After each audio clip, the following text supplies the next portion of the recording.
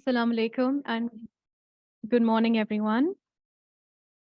I welcome you all to today's webinar on recent advances in nuclear magnetic resonance spectroscopy. Thank you very much, everyone, for joining us today. So I would like to inform you that Coordinator General COMSTECH, Professor Dr. Muhammad Iqbal Chaudhary, could not join us today due to some prior engagements. So I would like to invite Senior Director, HR and Administration COMSTECH, Mr. Aftab Hussain Zaidi, for his welcome note, please. Bismillahirrahmanirrahim. Dear resource persons and participants of the COMSTECH-NAPRECA webinar on recent advances in nuclear magnetic resonance spectroscopy. Assalamu alaikum. I am Aftab Zaidi, Senior Director of COMSTECH. I welcome you all on behalf of Professor Dr. Muhammad Iqbal Chaudhary, Coordinator General COMSTECH and COMSTECH team. Today's webinar is on a very important topic, that is the recent advances in NMR spectroscopy. During the last few decades, NMR spectroscopy has undergone a remarkable development and has several important applications. For example, medical practitioners employ magnetic resonance imaging, MRI, a multidimensional MRI, NMR imaging technique for diagnostic purposes. Similarly, NMR is useful in drug discovery due to its ability to directly observe chemical compounds and target biomolecules, and can be used for ligand-based and protein-based approaches. Today, we have a panel of three resource persons who will share their knowledge and experience with the participants. These are, our first resource person is Dr. Naoko Uchiyama. She is currently Section Chief of the Division of Pharmacognosy, Phytochemistry and Narcotics at the National Institute of Health Sciences, Kawasaki, Japan. Dr. Uchiyama received her PhD in Pharmaceutical Sciences from Kyoto University, Japan in 2004.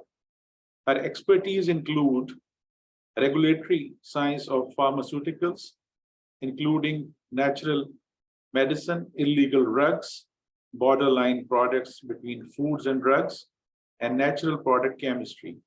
She is also contributing to the development of Japanese pharmacopoeia standards for crude drugs and camphor extracts as a member of JP Expert Committee on Crude Drugs. Our second resource person today is Dr. Atiyatul Wahab. She is a professor at the Dr. Panjwani Center for Molecular Medicine and Drug Research, International Center for Chemical and Biological Sciences, University of Karachi, Pakistan. Dr. Atiya is trained as a structural and synthetic organic chemist initially. Later on, she was sent to the Scripps Research Institute, California, USA, to get training in structural biology in the laboratory of Nobel laureate Professor Dr. Kurt Buttrich. She is now establishing the first structural biology laboratory in Pakistan at the PCMD. Dr. Atiya has many research publications in international reputable journals, as well as granted patents. Our third resource person today is Dr. Solomon Derries. He is a senior lecturer at the Department of Chemistry, University of Nairobi, with a vast research experience in the area of natural products chemistry. He has published over 60 journal articles in peer-reviewed journals and supervised postgraduate students from Cameroon, Congo, Eritrea, Ethiopia, Kenya, Uganda, and Tanzania. He has served the Natural Products Research Network for Eastern and Central Africa, NAPRECA, as its program officer from 2009 to 2014. He has conducted a number of NMR training courses during the summer school and pre-symposium workshops of NAPRECA in Sudan, Tanzania, and Congo. He is a member of NAPRECA, Kenya Chemical Society, and Royal Society of Chemistry. He is currently Secretary of the Kenyan Hub of the Pan-African Chemistry Network. On behalf of COMSTECH, I wish to express my sincere appreciation to the resource persons and moderators for their valuable time, and would like to thank the COMSTECH team, Ms. Maham, Ms. Khazima, and Mr. Sahiruddin for coordination. Thank you very much. Thank you very much, sir, for your remarks. Next, I would like to invite our first speaker for today, Dr. Nahoko Uchiyama, for her talk.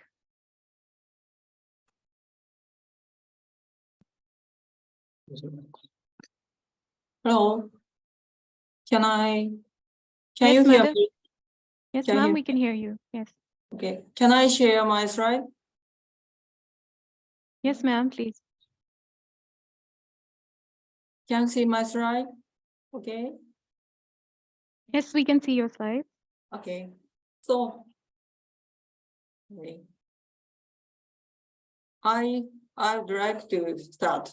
Thank you for good morning and good afternoon, everyone. Thank you for inviting me. I'm honored to speak at this webinar. Today, I would like to speak about the regulatory application of quantitative NMR, QNMR, for assay in Japanese pharmacopoeia. I would like to speak about these 5 topics. The first one would be, what is quantitative NMR, QNMR? QNMR is a quantitative technique using the physical, utilizing the property that the ratio of the signal area observed on the NMR spectrum is proportional to the ratio of the number of nuclei in the molecule. This holds true whether the nuclei are part of the same molecular structure or located in different molecular entities. Therefore, QNMR can determine the purity of a sample with a substance different from the reference standard of the sample, such as appropriate internal standards. QNMR procedure consists of these 3 steps. Step 1, sample preparation, including weighing. Step 2, NMR measurement, and step 3, data analysis. As I will show later, weighing is a very important step because the purity evaluation of samples by QNMR requires accurate weighing. Also, if the internal standard is certified reference material, the absolute purity of the sample will be determined by using this equation, because the purity of internal standard is already known. Next, I would like to speak about QNMR for the standardization of quantitative reagent in the crude drug section of the JP. This slide shows the contents of Japanese pharmacopoeia.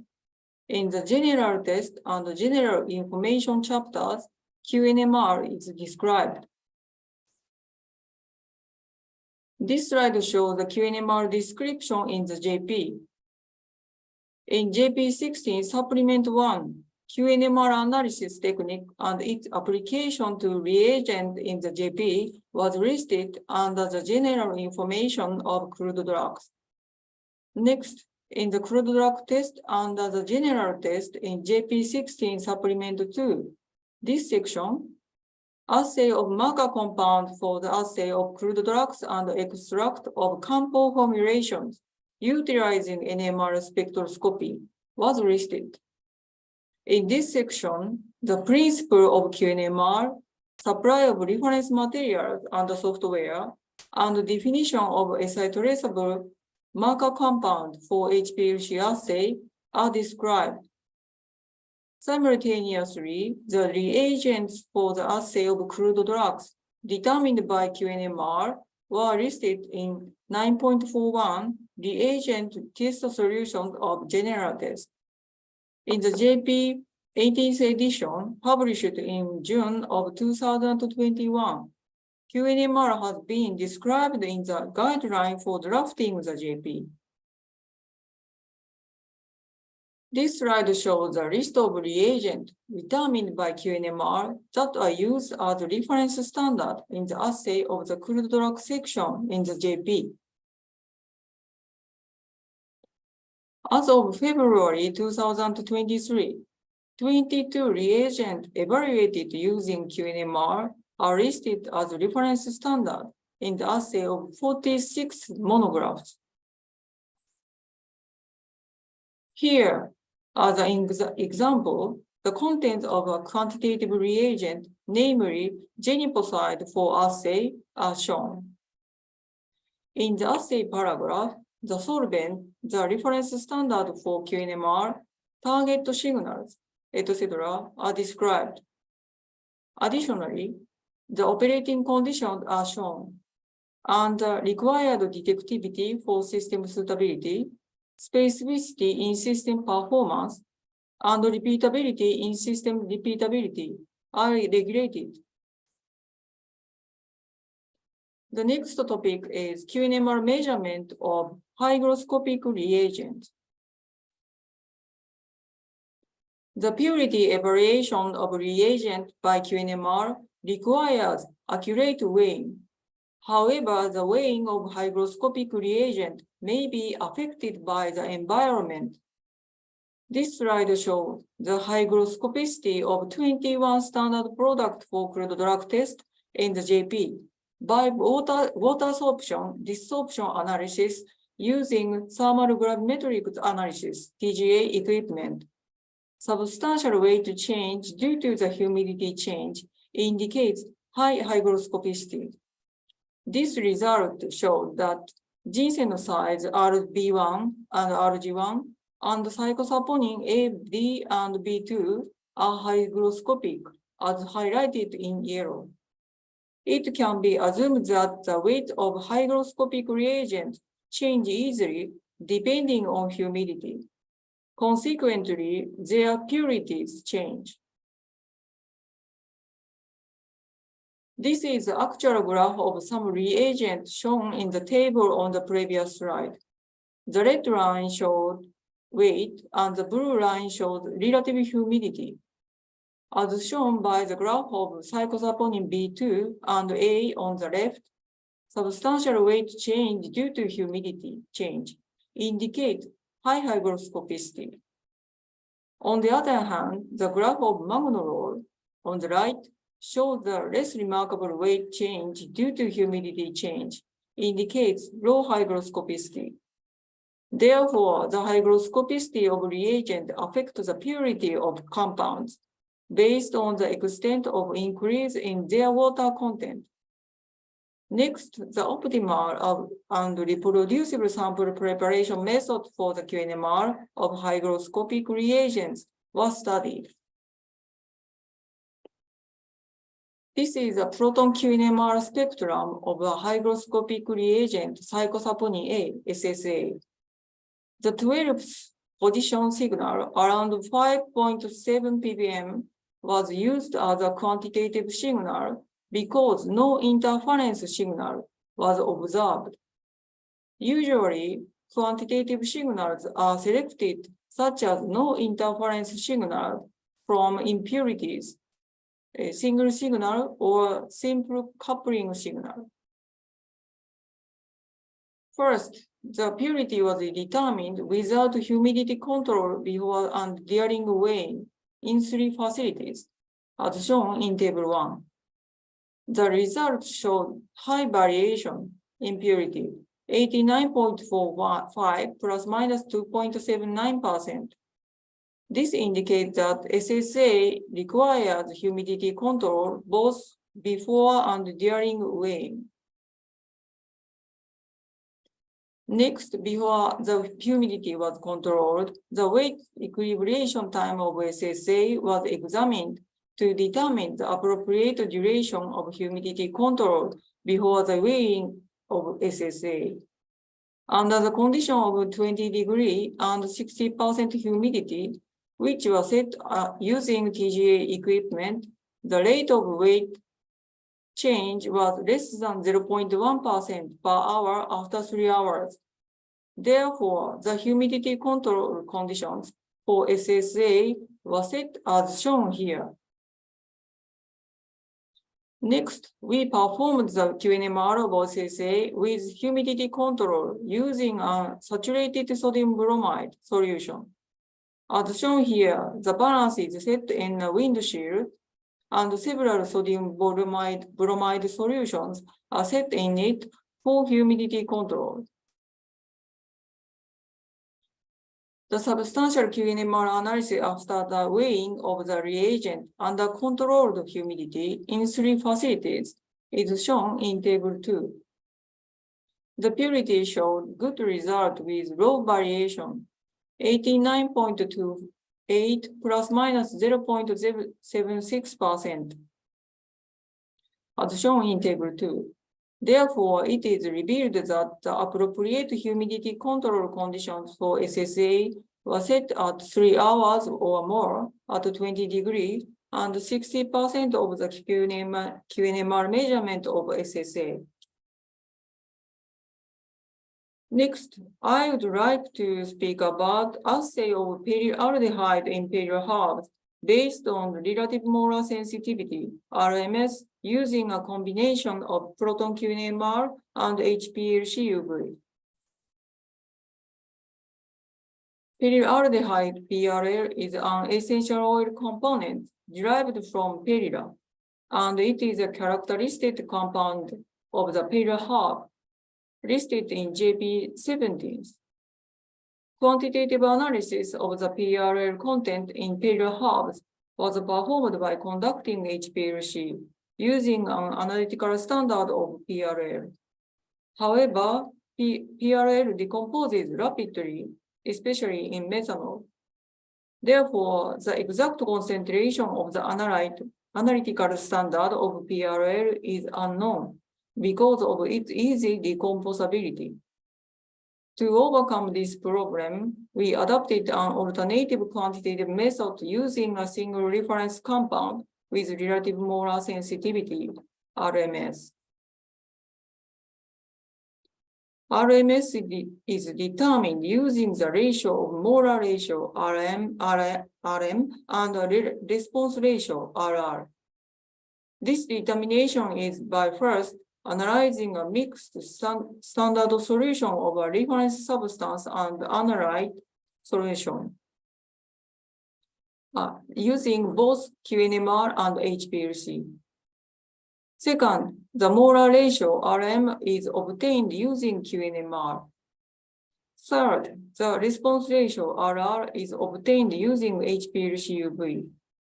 Finally, the RMS is calculated. This slide shows the differences between conventional chromatography and RMS chromatography. In the conventional method, an absolute calibration curve is plotted based on the concentration and peak area data using the standard of the analyte, and the analyte concentration is measured under the same condition. Hence, the reference standard of the analyte for assay is required to make the calibration curve. On the other hand, in RMS chromatography, hypothetical calibration curves are plotted utilizing RMS to internal standard of known purity. Therefore, the reference standard of the analyte for assay is not required. The RMS is calculated using the ratio of the slope of the calibration curves of two substances, namely the reference substance and the analyte. Therefore, if the RMS is known, even if the reference standard of the analyte is unavailable, a quantitative value of the analyte can be calculated using the reference substance. This slide shows the assay of the PRL contents in perilla herb in the JP18th edition. First, prepare the sample perilla herb and the reference substance diphenyl sulfone solution. Next, analyze the sample and reference sample solution by conducting HPLC using the same condition as those used for RMS. Then the amount of PRL is calculated using the following equation. The last topic is ISO standardization of QNMR. As a final topic, I would like to introduce ISO standardization of QNMR. QNMR method was internationally standardized as ISO. ISO 24583, quantitative nuclear magnetic resonance spectroscopy, purity determination of organic compound used for food and food product, general requirement for proton NMR internal standard method, was published in December 19, 2022. The ISO project leaders are Japanese QNMR researchers and co-researchers of this QNMR study. The contents of ISO QNMR are shown here. This slide presents a list of acknowledgement of those who contributed to this study. I would like to thank everyone for their cooperation. Our QNMR research is reported in these papers. Thank you for your attention. Thank you very much, Dr. Uchiyama, for your very interesting and informative presentation. In case anybody has a question, you can ask in the chat box, please.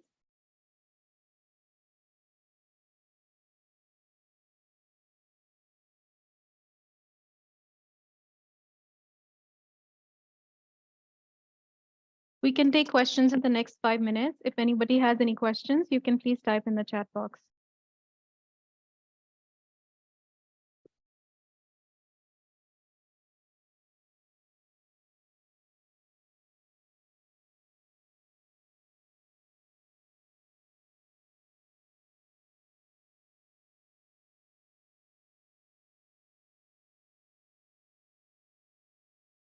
So, Professor, somebody is asking, can this file be available for reading purpose? Yes, but all of the slide is available, but a part of slide it can be available.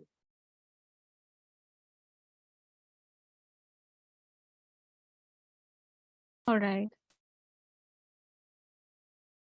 Okay, thank you very much, Dr. Uchiyama. I think with this, we can move on to the next presentation, with the next talk. I would like to invite, thank you, madam. I would like to invite Professor Dr. Atiyatul Wahab, Professor at the International Center for Chemical and Biological Sciences, for her talk, please. Hello, assalamu alaikum. Can you hear me? Yes, ma'am, we can hear you. Okay, so I'm sharing my slides now.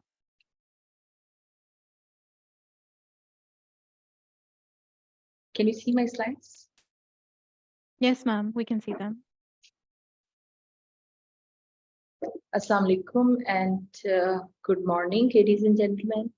I'm Dr. Atiyatul Wahab and working as in the field of NMR spectroscopy, both in biomolecular NMR and for small molecular NMR. So today, one of the topics that I'm involved in is the application of STD NMR.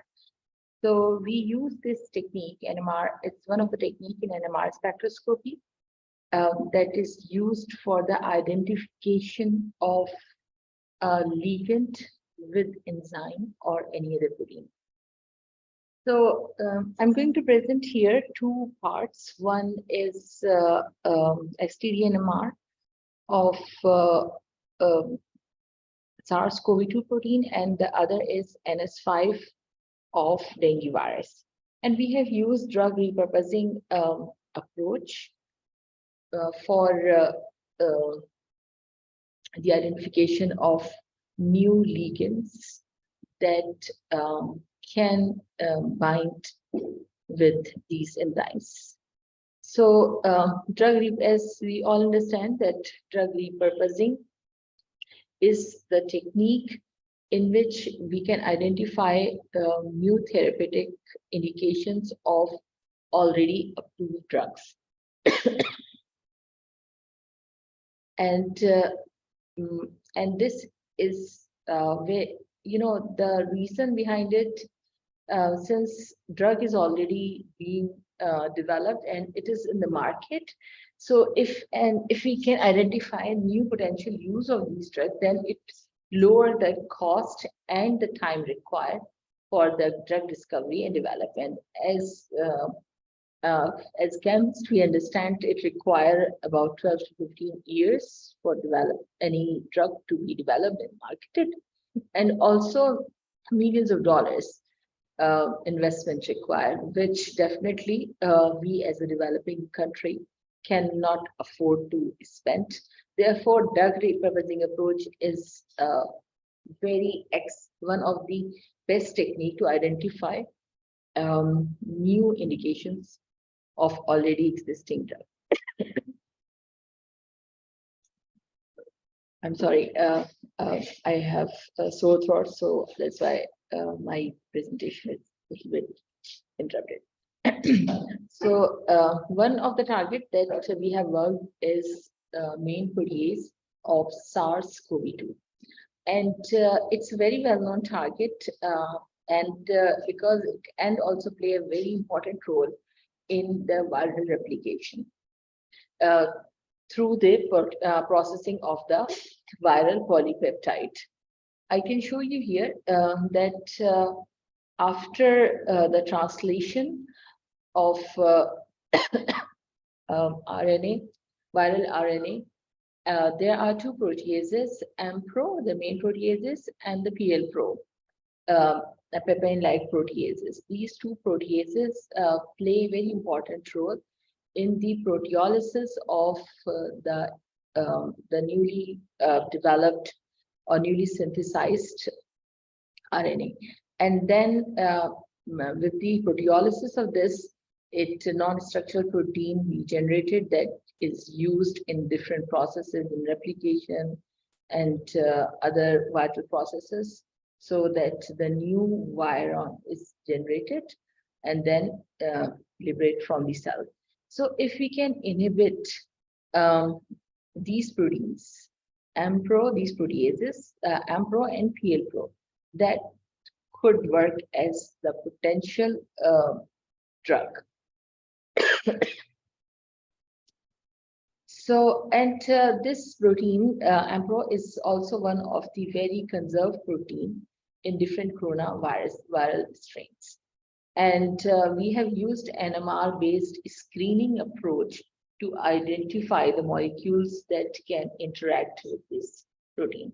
So we have the STD NMR, which is saturation transfer difference NMR spectroscopy, is being used for this purpose.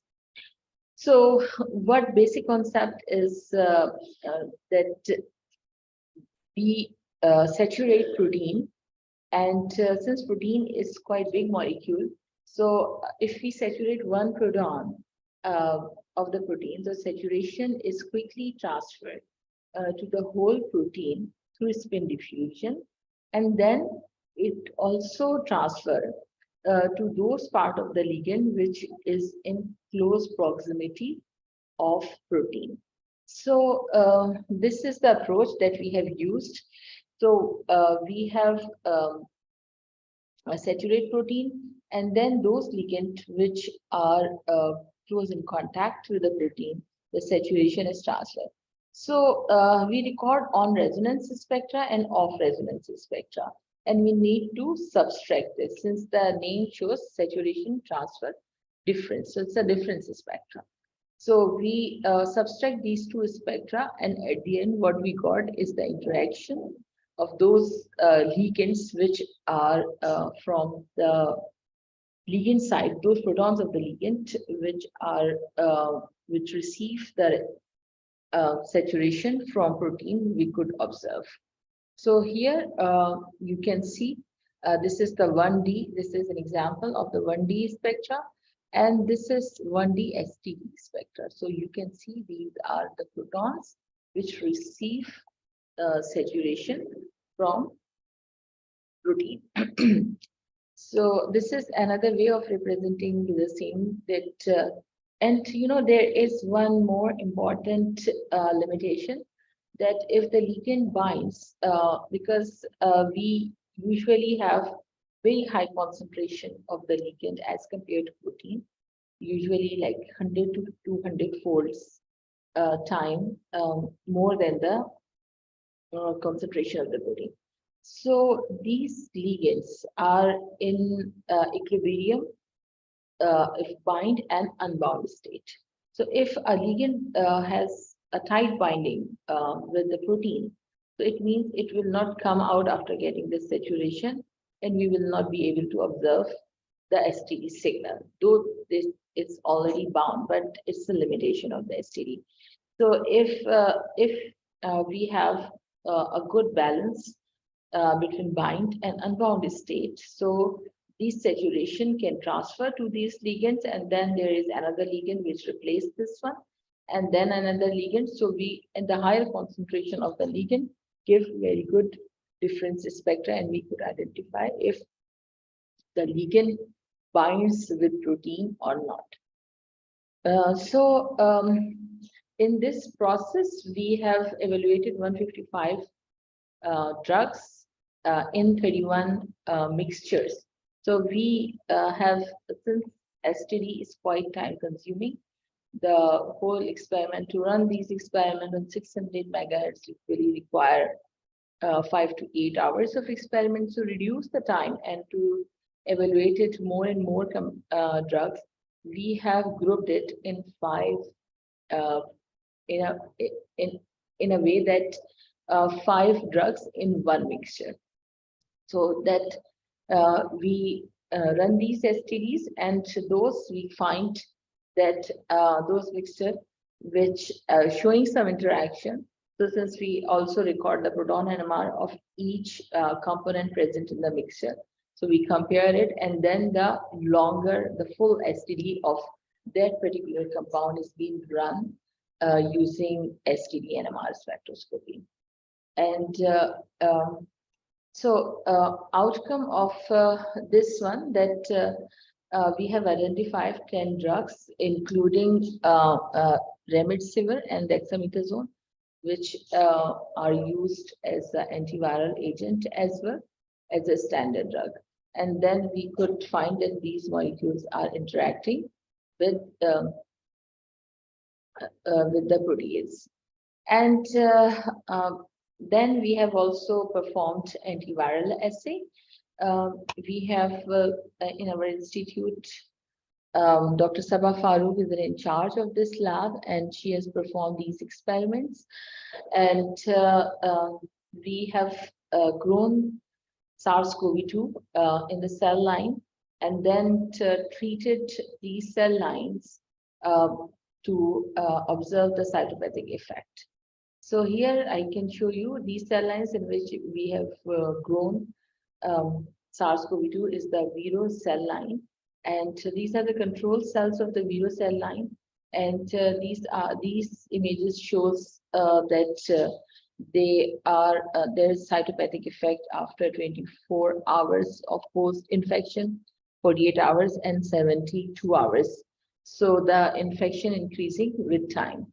And we have further confirmed by isolating the RNA, and then performed real-time PCR to identify the different genes, the E gene, N gene, and ORF1, for the confirmation if these cell lines have these particular viruses in, and then we can incubate along with the compounds. So here I'm giving you some examples.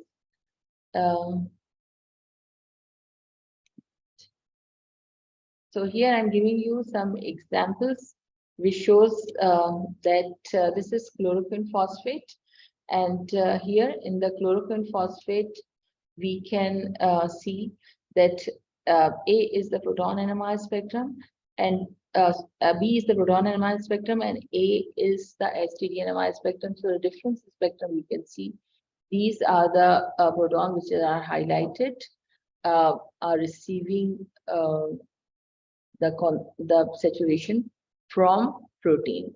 And then looking at the plaque reduction percentage, we can find this out that this protein, this molecule is actually inhibiting the growth of the virus by using 41.5 micromolar at 6 concentration of the compound, and this one 63.2% inhibition and 100% inhibition when we use 82.3 micromolar of chloroquine phosphates. So in the next example, the remdesivir, another example of the antiviral drug, we can see these are those highlighted one are the one which receives the saturation, and at 82.3 micromolar concentration, 86.7% inhibition was observed in antiviral assay. And okay, so dexamethasone is another example which where you can see that there is the protons that are inhibiting, they're interacting with the protein, and it gives 77.2% inhibition. And these are the drugs which are kind of drug repurposed, and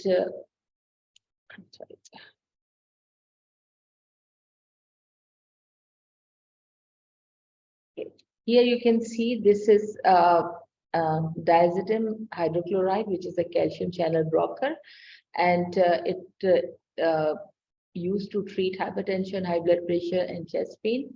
And here we can see that the H4 and H28 and 29 are interacting with the protein. And the plaque reduction assay shows with the 82.3 micromolar concentration, 81.8% inhibition. And then we also performed the molecular decking and simulation studies, which shows its interaction with the binding pocket of the protease. And the simulation study shows that the enzyme ligand complex is also very stable. So these are the examples that we have done. Due to the limitation of time, I will just go through quickly. So another molecule, another drug which we have used is losartan potassium, which also give a very good indication of its binding, and it shows 54% of reduction. And similarly, the docking score is also quite good when we perform docking studies, and this simulation study shows that protein ligand complexes is quite stable. So another example of amantadine hydrochloride, which shows the binding of the color part is actually shows different percentage of saturation received, and the inhibition was 77.2.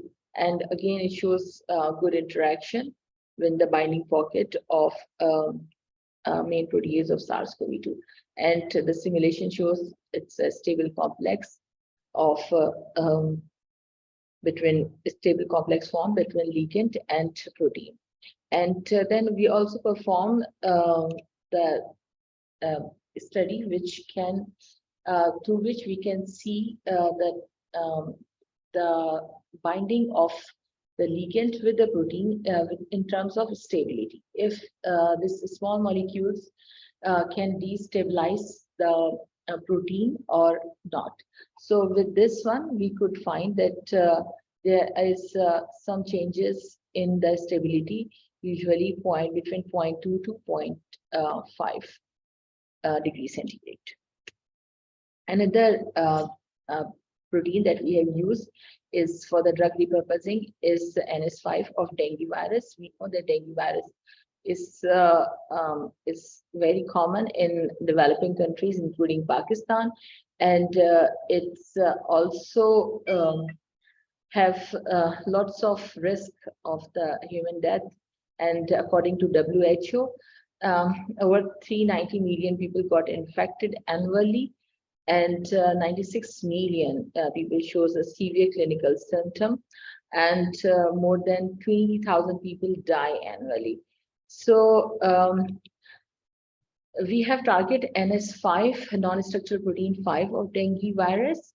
And this protein has two domains, MTase domain and RNA-dependent RNA polymerase domain. And it's quite more than 100 kDa protein. And again, we have used the STD-NMR approach. And we have checked 75 FDA-approved drugs, which were grouped in 15 mixtures. And out of which, these are the molecules which shows interaction with NS5. And here you can see this is diclofenac sodium, which shows good interaction with the protein. And this is the proton NMR, and this is the upper one. B is the STD NMR difference, and there are different percentage of the protein which shows. And again, the docking studies also shows that the compound showing interaction with the active site of the protein. And similarly, another molecule which is etopride, and this is also a drug, and it received different percentage of inhibition, percentage of interaction from the protein. And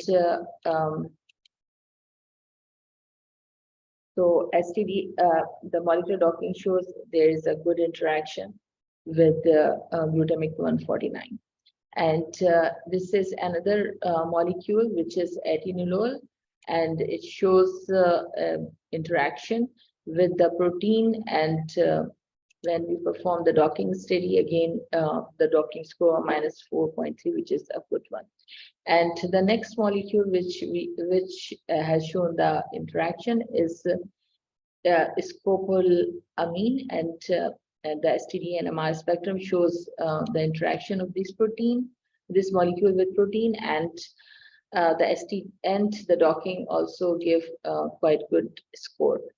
So the next molecule is neohasperidine dihydrochalcone, and here this one also shows good interaction. These are the colored one, which shows different percentage of interaction that the protein, that the ligand got from the protein, and these are the docking. And we have performed all these compounds for the protease inhibition activity, and out of which the diclofenac sodium was found to inhibit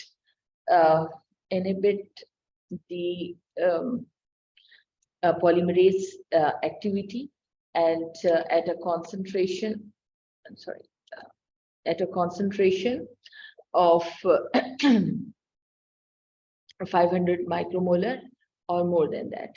So these are the results. You can see that at these point, 500 and 1000 micromolar, there is the activity has been completely inhibited. So, I'm sorry.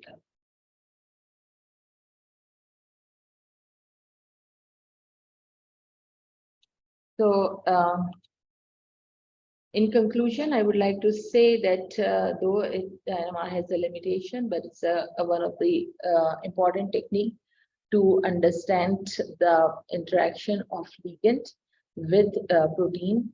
And I would like to acknowledge for drug repurposing of SARS-CoV-2, Mr. Abdul Mateen, my student, and Dr. Sabah Farooq for performing the antiviral assay, and the anti-dengue assay was performed by Mr. Asmatullah, and we have a strong collaboration with Professor Pangong, and the financial assistance we have received from the cell company, HEC, PS, and this is, they are the two labs in our institute of NMR spectrometers. We have 13 superconducting NMR and spectrometers, and we have upgraded all the systems to the NMR new system. And this one is the 800, and this one is the oldest 300, and these are the 600, and we have 4 of them equipped with cryogenically cooled probes. And so these are the different spectrometers that we have in our system. And I would like to invite you to be a member of NMR spectroscopy user group of Pakistan. Thank you so much. Any question? Thank you very much, Dr. Athiya. Madam, we have a few questions in the chat box. Should I Yes. take them? Yes, yes. Okay. So somebody is asking, what criteria did you use to select the 156 drugs for the repurposing? These criteria, mainly we were trying to find because you need to understand that proteins are stable and can be in the buffer system. So these drugs or any molecule that's a limitation. Again, that when we are selecting, that it need to be soluble in the buffer system. So this is one of the criteria, that because every drug is for different purposes. So the main criteria that we have used is the solubility of the drug in buffer. Yeah. So the Okay. next question. Thank you, ma'am. Dr. Solomon is asking, how can one determine the molecules that bind best with the target using STD-NMR, since you have grouped 155 compounds into groups of 5? Okay, so thank you, Dr. Solomon. It's a very nice question. So we actually record the proton NMR of every molecule that we are going to group. So when we have the STD-NMR run of the mixture, then we compare it with individual protons. We overlay with the individual protons. And since we already have the proton NMR of each individual molecule, so when we compare and exactly know which one is showing the interaction, so then we take out that proton, select that particular compound and run the STD-NMR of the individual, which shows interaction in mixture. Thank you. Thank you, ma'am. Yeah. So next question is, did you perform MMGBSA calculation to confirm your docking results after MD simulation? Actually, this one is done by my colleague, Dr. Humaira Zafar. And I'm not expert in MD simulation. I'm expert in NMR. So I hope that she has done this. So you can ask me a question about STD, NMR, or NMR spectroscopy in general. Okay, madam, people are asking how can they use the facility of NMR of their samples and what will be the route? Okay, so I'm also the NMR spectroscopy facility in charge. And so if this question is from Pakistan universities or institutions within Pakistan, so I would request you to apply to HEC or PCSIR, and through which you can send the application of the any requested facility that you want to use. And then after its approval, and whoever get more detail, you can send me email. You can get the email address of mine. I can write in the checkbox. So I can send you the whole detail, and then you can apply. And then HEC or PCSIR select your sample. Usually they select everything, whatever you ask for. And then after this, you can send it. So you can send your compound to us for the analysis, and we will send you the result. Got it. And Thank if you, this question is from someone who abroad wants to avail this facility, so I would request you to send email to our director, Dr. Iqbal Chaudhary, and then he can take decision. Okay, thank you, ma'am. Dr. Same is asking, is docking complementary to STD NMR technique? As a matter of fact, it's just the basic docking. So it's shows, it's not very extensive, means like not like we can use as a docking with reference to selection of the drugs or something, because we used it as a complementary technique. It's just an additional way of representing how the molecule is interacting with the protein. However, since we already know the real interaction, because NMR in STD NMR is a technique which shows real image, what is really happening or not. It's not like docking or something which just showing something hypothetical. But this is the real experiment with real interaction that we observe. And so docking is just showing the way these molecules are interacting with the protein. But if, in my experience, I have seen that even those molecules which are not interacting, if you run docking experiment, you could see good docking score and everything. But we complement this one because we already know that there is a real interaction present in NMR. So yeah, that's it here. Okay, ma'am, we have a lot of questions, but we'll take 2 more because of time limitations. Somebody's asking what will be the effect on chemical shift if ligands are loosely bonded or tightly bonded? Yeah, if the ligand is tightly bonded, so since in STD-NMR we have like 104 or 204 more ligand as compared to the protein concentration. So if it is tightly bonded, so it means it's it cannot come out after receiving the saturation from the protein. So, and it's like it's like we developing the nosy, which is a combination of lots of molecules which receive, so we can see the good intensity. But if the molecule is not coming out, the other molecule will not go and replace it. So we will not observe STD. This is the limitation, but it doesn't matter. It doesn't mean that there is no interaction there. There is an interaction, but it's a limitation of STD-NMR that we cannot observe. And similarly, if the molecule is very loosely bind, so there is not enough time for the molecule to remain in the active site to receive the enough saturation. So that is why we cannot observe either. So this is the limitation of STD-NMR experiment. Right. And just last question, ma'am. Can we use it for venom peptide characterization for bioactive molecules? Yes, you can use definitely. Yeah, but the one thing which is again another limitation, the size of the protein. Bigger the protein, the STD signal, more chances to see the STD-NMR. If the size of the peptide or the protein is very small, like 100 kDa or 15 kDa, you may observe STD, you may not. So the bigger the size of the protein, like if you have like 35, 40, 50, 100 kDa protein, then you will see good STD-NMR. This is again a limitation, lots of limitation it has.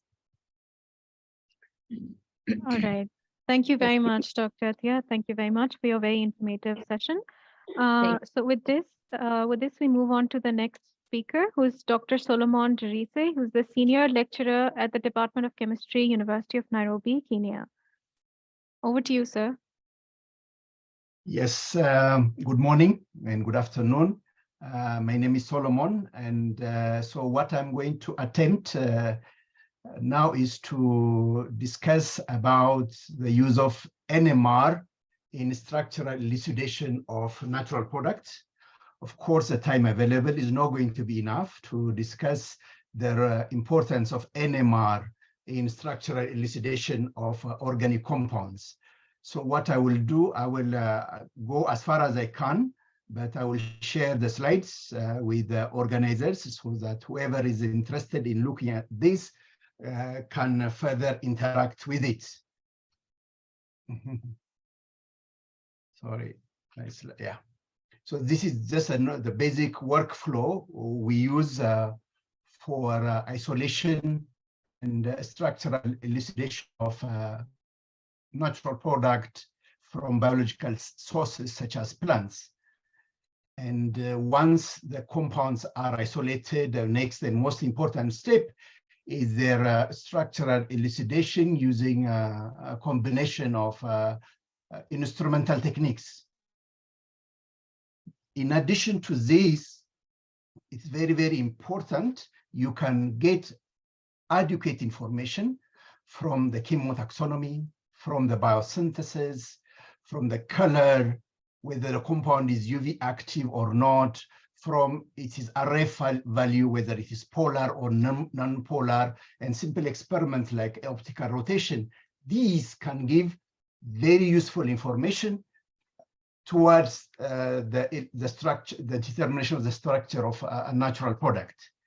So you can use your fancy spectroscopic methods to determine the structure of a natural product, but the structure you obtain at the end of the day must be consistent with this very basic information. So there are so many different types of instrumental methods that are available for the determination of the structure of organic compounds. I do not have time to go through each of them in detail, but I'll just touch on them. One of them is IR, which gives us information about the different types of functional groups that are in the molecule you under study. We have UV, which can give us information about the different types of chromophores that are available in the molecule. And this we can also use in structure elucidation. Of course, MS can give us information about the molecular formula, and also from the fragmentation pattern, it can give us information about the structure of the molecule.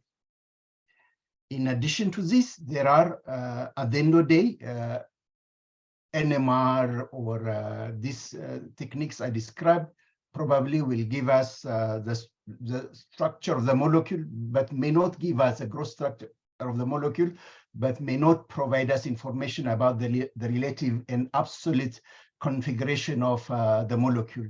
And in order to determine the stereochemistry, the spatial relationship of the different groups in a particular molecule, we use a number of techniques, simple basic optical activity measurement, X-ray crystallography, different types of circular dichroism techniques can be used. For example, this is one of our PhD students who used calculations, CD calculation by comparing experimental CD with calculated CD. He was able to determine the configuration of the compounds he was studying.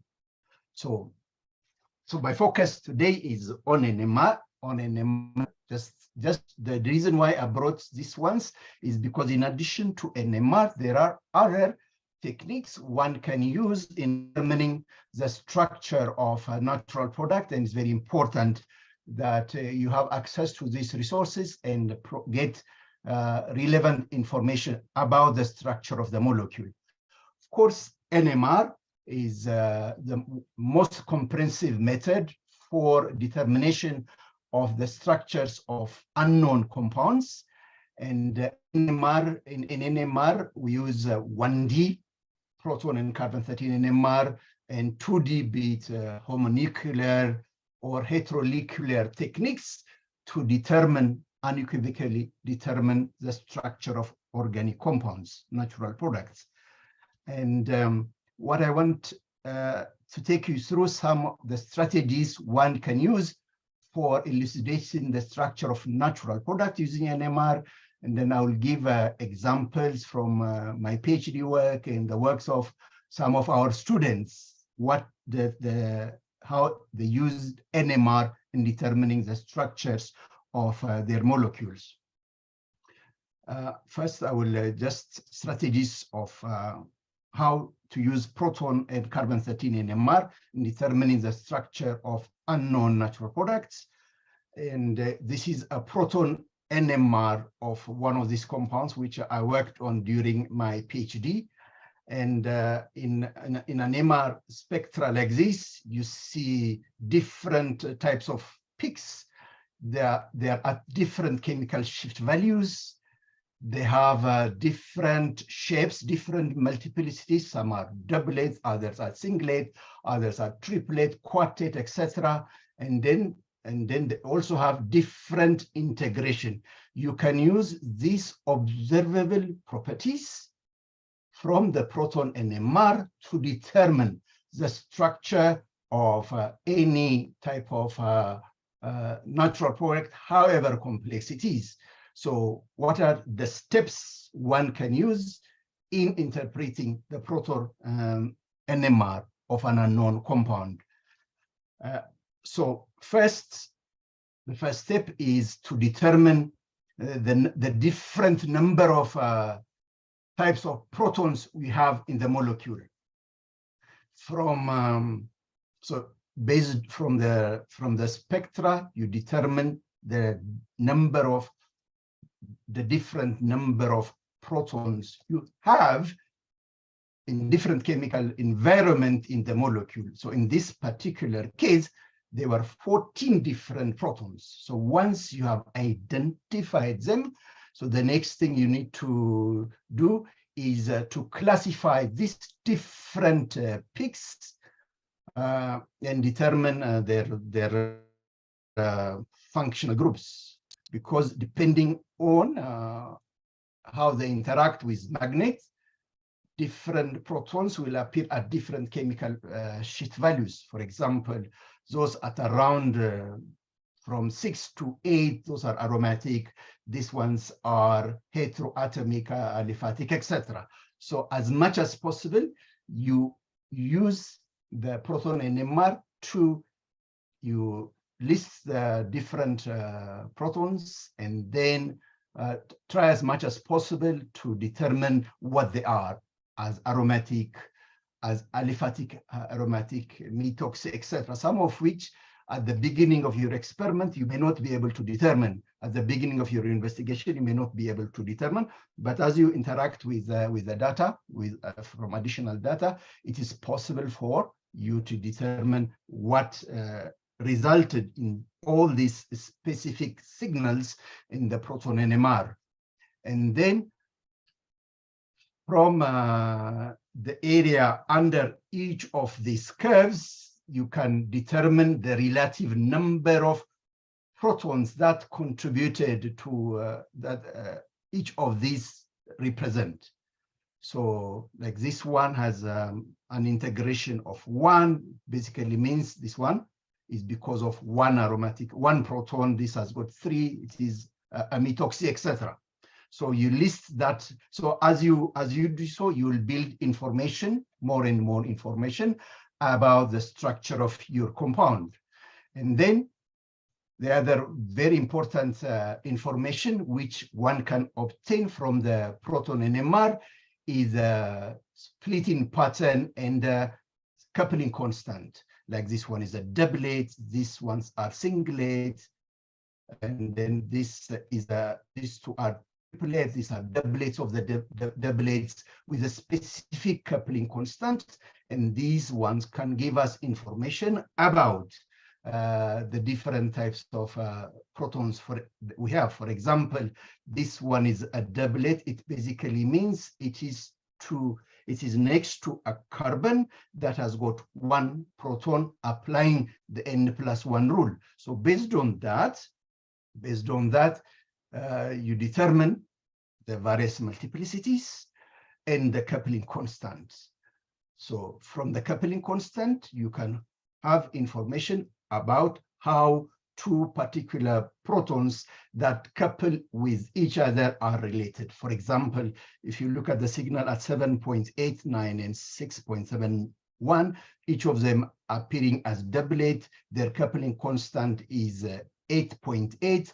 This basically indicates these are 2 aromatic protons which are next to each other, orthocoupled, etc. So as much as possible, extract information, pieces of information, and combine all this together to give you some information about the structure of an organic. So when you put all this together, you can have such kind of information, which you can later use in determining the structure of. So this is what one can obtain from the proton NMR.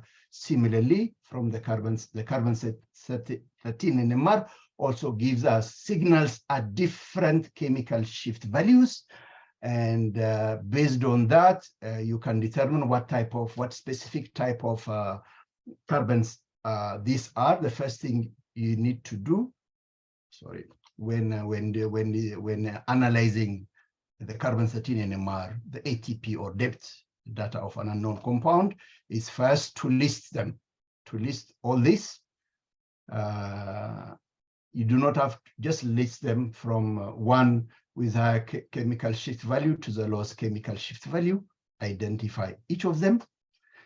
That's the first thing you need to do. And then after that, you tentatively determine the type of functionalities from the chemical shift value. As you are aware, those that resonate around this area are mainly carbonyl compounds, and then those that are around here aromatic, most probably those that are on a heteroatom, like hydroxyl or oxygenated, or those with nitrogen, etc. And then those on these sides are aliphatic. Based on that, you classify this as carbonyl heteroaromatic. This you do it tentatively first, but as you go along with your analysis, you might be forced to revise this. Okay, for example, this one at around 109.5, I tentatively gave it as either aromatic or olefinic, but later on, I found that this is because of a methylene dioxide group, the CH2 flanked by 2 oxygen atoms, and since it is very deshielded, it resonates up to 109.5. But all the same, you classify them tentatively as that, and then continue to refine. And then using the depth or the touch proton transfer experiment, now you can now determine the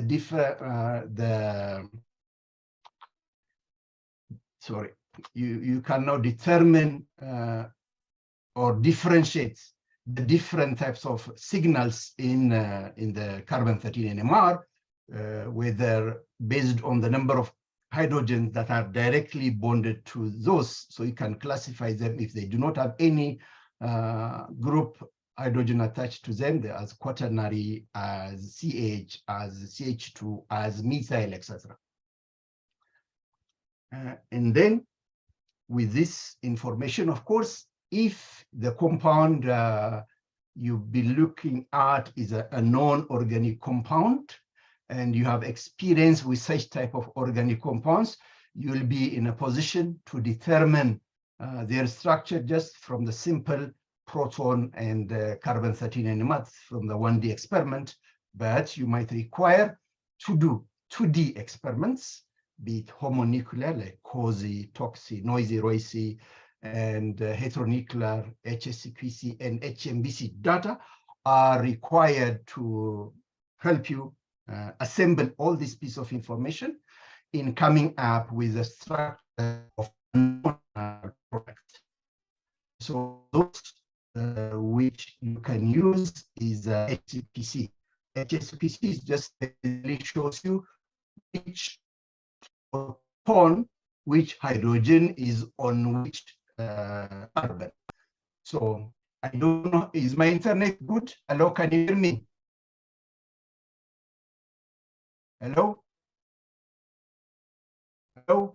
Yes, Dr. Solomon, we can hear you. Okay, good. Sorry, it was telling me weak signal. So anyway, so from these cross peaks, you can determine which proton is on which carbon. So from this direct correlation, now you know you have the different types of protons, you have the different types of carbon. Now using this HSQC experiment, you will know this hydrogen is on this carbon, etc. And then you use COSY to give you which proton is next to which one, which we have somehow tried to determine from the coupling constant. But in the COSY, it is a proton versus proton spectra, and then you have the diagonal, and then across the diagonal, we have peaks that are symmetrical. This one and this one, this one and this ones. These ones are coupling partners. From this, you will be able to determine which proton and which ones are next to each other to help you assemble this information in coming up with the structure of your unknown organic compound. And of course, the other one which one can use is HMBC. This is a heteronuclear multiple bond correlation, not direct proton carbon correlation, but it will give you information on which proton is bonded to which is correlated to which carbon, separated by 2, 3, and sometimes 4 bonds, so that you know how close, in relation to each other, the different fragments are related to each other. So HMBC detects correlation between carbons and protons, which are not directly bonded, unlike COSYs, HSUKC. So it will show you this carbon and this proton are separated from each other by 2 or 3 carbon atoms, so that you collect this fragment in determining. So, for example, HMBC can give you, can enable you to determine the structure of a compound among the number of possible structures. For example, one of my students using NMR, he was able to determine grossly this to be the structure, but he was unable to determine whether this is a structure or this one, which differ based on the position of the 2 perennial groups, these 2 perennial groups, and used HMBC correlation of this proton with this, that one, this one, and this one together with that one, and also the correlation and the correlation of this proton with this carbon to unequivocally determine the structure of the compound to be this one. So another, of course, to the experiment one can use is noisy. In COSY, it gives us information on protons that are joined to one another through a chemical bond.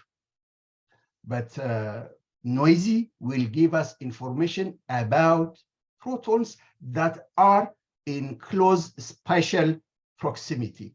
This proton and these protons are close to each other. They are not necessarily bonded to each other, and this noisy can be used for determining the relative stereochemistry of a particular compound, among other things. Okay, just like it is interpreted the way COSY is interpreted, except that noisy spectra appear similar to COSY. However, instead of providing information about coupled protons, noisy, and it is advanced from noisy spectra show diagonal peaks between pairs of protons that are close in space, but they are separate, they are bonds apart. So, for example, noisy can easily help us locate this methoxy group at this particular position and not here or here because of the NO interaction between this proton and the methoxy, this and that. Of course, noisy is a classical experiment one can use to determine the relative configuration. For example, in this pterocarpan, these two protons could be cis, as shown in here, or trans. If they were trans, this proton will come out of the board this way, the other one will go the other way. They will not be in close spatial proximity, therefore they will not have any noisy correlation. But since these two protons have shown a noisy correlation, they must be on the same side. Therefore, the CD ring junction is cis and not trans.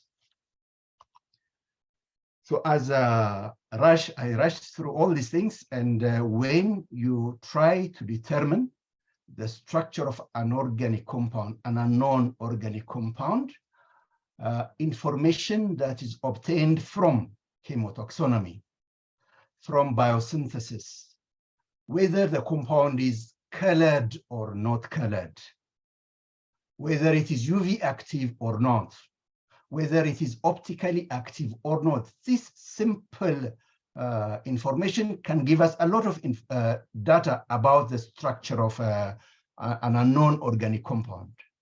So if you have to use different NMR techniques to determine the structure of an unknown organic compound, first use proton NMR, generate as much data as possible from that, and then use carbon-13 NMR, generate as much data as possible from that, from the chemical shift values, etc., from the integration, etc., from the splitting pattern, etc.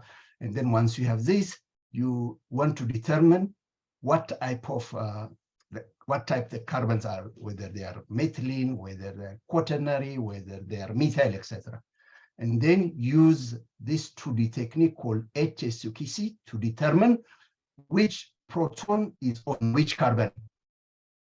Then once you have done that, you can use, so I forgot to include in here the HMBC, okay, sorry, COSY, and then HMBC, then noisy correlation. If you follow this step and provide, get as much information as possible from this, you can be in a position to determine the structure of an unknown organic compound.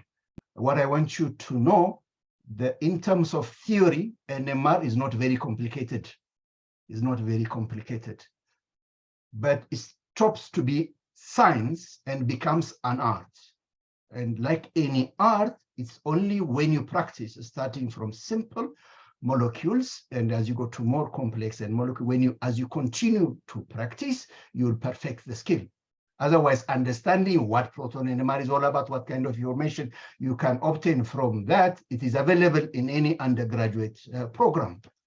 But that alone is not enough to enable you to determine the structure of a chemical compound. You need to practice and develop the art. Thank you so much.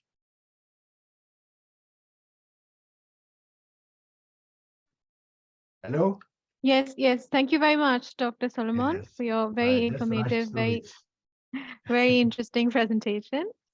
Yeah. So if anybody has a question, you may ask now in the chat box. Okay, sir, so we have a question. How will we know that carbon belongs to which group? For example, it may belong to aromatic or aliphatic group. Okay, so as I try to discuss, where is it?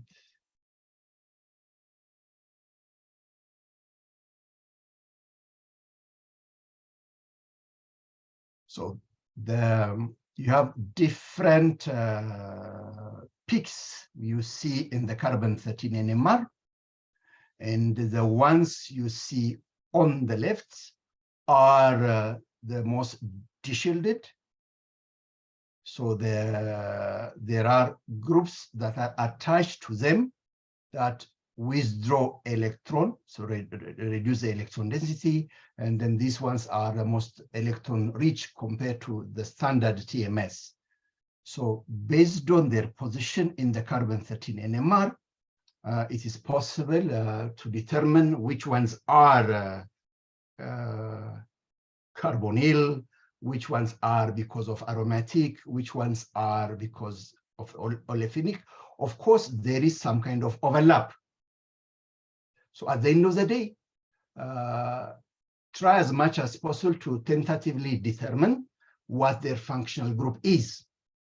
But as you go along, you will need or you'll require to refine this, because there are other experimental data that you come across from the other techniques that will that's not going to be consistent with your initial or your tentative assignment. Otherwise, roughly, the carbon-13 NMR is very widespread. Unlike the proton, which is normally from 0 to 12, the carbon-13 NMR goes all the way up to 200 plus. So it is very well spread, and the different regions are clearly delineated. Okay, so you can use that tentatively. Thank you very much. Yes. We have another question regarding your presentation. How do you proceed in case of impurities on the spectra? How do you succeed to ignore them? Of course, it is a tough question. Of course, as much as possible when you want to determine the structure of an organic compound, as much as possible, you must make sure they are pure, because as impurities can affect the signal, and you may not be able to determine which one is because of a compound of interest or an impurity, etc. But there are cases where it becomes very difficult to isolate two compounds, or maybe even three, using the chromatographic techniques that's available to you.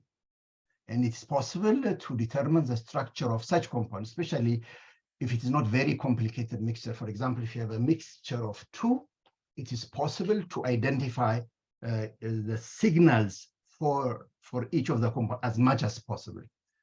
Because you remember the integration is proportional to the number of protons that are producing a particular signal. And so when you do that, okay, for example, you have determined this to be 1. You have determined this to be now 1, and then based on that, you get this one. This is 6. This is 2, etc. Okay, this is 2, etc. Then all of a sudden, have 1, which is about 0.5, 0.3, etc. And then you see that consistently like that. And those peaks, you can identify them not be part of this major compound, but another minor compound. So if there is no very much signal overlap, it is possible to identify those peaks and determine the structure.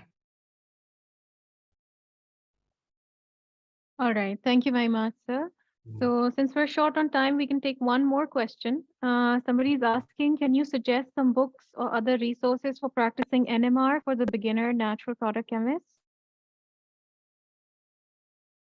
So what I will do, I will after this, let us kindly engage, and I will identify some specific books and specific websites and specific examples which one can use to learn about NMR. But the most important thing, as I said, that NMR as a concept, as a theory, is not very complicated. You can know the theory very well, but that does not make you give you the skill to determine even the structure of a simple compound. So you need to practice and practice and practice and practice. And as an art, you can develop it. Okay, so we can talk, and if you remind me as an organizer later, I will identify some of this and share with you together with my presentation. All right. Thank you very much, Dr. Solomon. So if you have any more questions, the participants, you can get in touch with our speakers via email. So with this, we come to the conclusion of today's session. I would like to thank all our respected speakers for the very informative talks and lectures and for taking out your precious time for us. And thank you so much to all our national and international participants for joining us today and for your very interesting questions. Thank you very much and hope to see you in future important events. Thank you and goodbye.